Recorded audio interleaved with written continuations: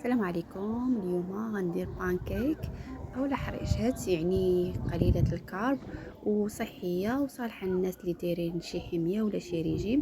ممكن ياكلوها يعني بضمير مرتاح، يعني ما فيهاش بزاف المقادير وسهله ودغيا تتوجد، وممكن تاكليها وانت مرتاحه، يعني كنتي متبعه شي نظام ولا هذا، يعني تاكليها وانت مرتاحه وما يعني ما هادشي ما كيغلطش، يعني في داكشي لهاد الوصفه، في هذاك الشيء طبيعي وما تيغلطش. كنتمنى تجربوها وتعجبكم ان شاء الله. السلام عليكم. اليوم ندير بانكيك صحي بالكوك.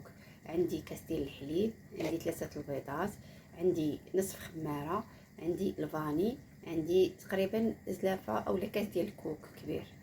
نبداو على بركه الله. بسم الله. هو حطينا البيض، ضربوه مزيان،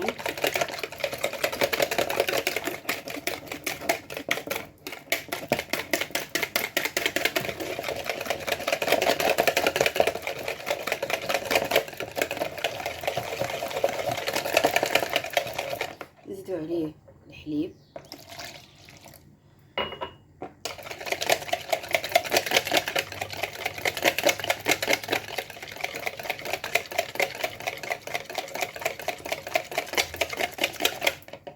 نزيدو نكهة الفاني، ونزيدو نص خمارة،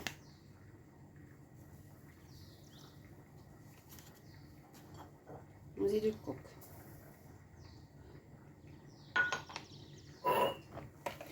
نخلطو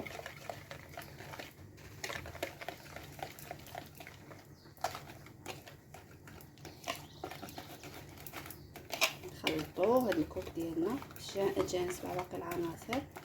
ممكن بغيتي تزيدي فيها العسل، بغيتي تزيديها ترجعيها مالحه، زيدي فيها هكا شي حاجه مالحه، المهم على حساب نتا شنو بغيتي. انا كنفضلها هكا وتنزوق داكشي اللي بغيت اللي عندي في الدار.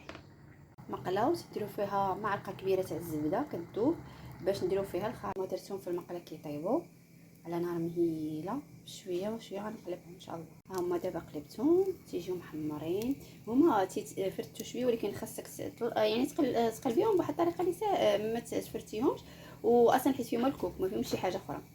ها هما شتي كيجاو